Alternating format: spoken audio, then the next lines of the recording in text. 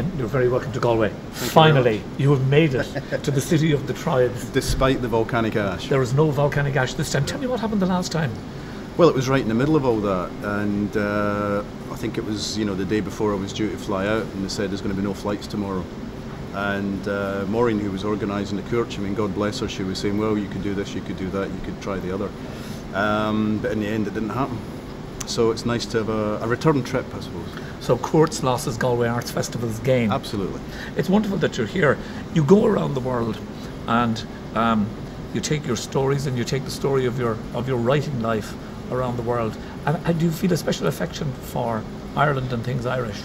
Well, I mean, my wife's from Belfast and our family are all still there, so we do go to the north quite a lot. And of course, when I was at university, I was studying the likes of Joyce and Yeats and made the pilgrimage over to Ireland, did the Bloomsday Dublin thing, and went and sought out where Yeats used to write and stuff like that. So there was always this. I think in Scotland we were all very jealous because in the 20th century Ireland had so many great writers. You know, it punched so far above its weight as a literary nation, and I think we looked on a little bit enviously. But these days Scotland likes to say that we punch above our weight in terms of crime writers.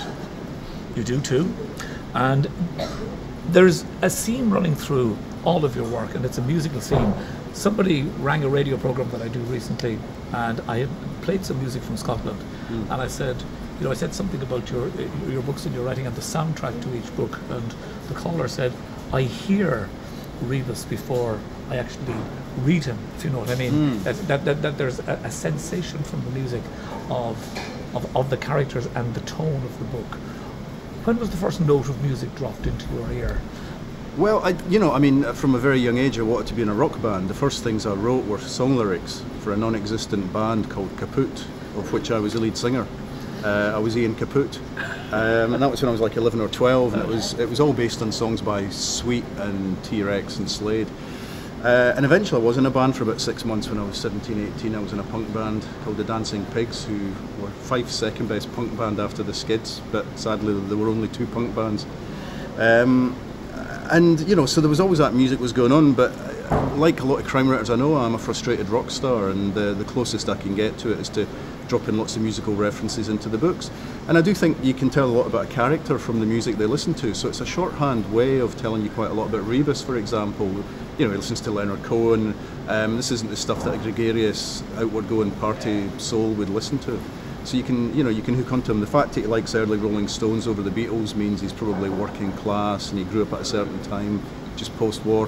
So there's all sorts of things you can do with the music in the books. And at the same time you can have some fun because you can pretend that you're still a sort of closet rock star. So when Rebus goes home and he pours his 2 fingers and he drops the needle on something, it's telling you something.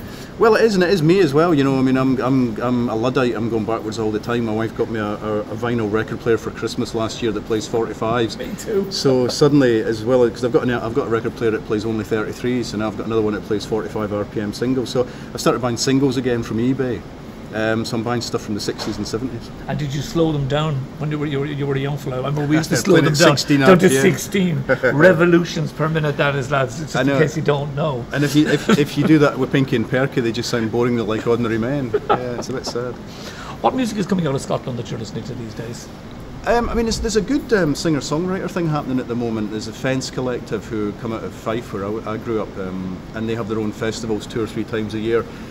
People might know KT Tunstall, she came out of that scene, James Yorkston, King Creosote, and a bunch of newer, younger bands that are starting to use electronica. You start to use electronics in their music. Frightened Rabbit, very good. They're a bit like our Arcade Fire, I suppose, if anything, if that's not a lazy shorthand. So there's a lot of young bands coming up, but a lot of them are very left field. You know, people like Mogwai, who are fantastic live. And you listen to a lot of them. And Zidane, was that the record? Yeah. I mean, and I did the sleeve notes for the last album, The Hawk Is Howling. They asked me to do the sleeve notes for it. But yeah, I mean, it's instrumental music, which is good for writing to.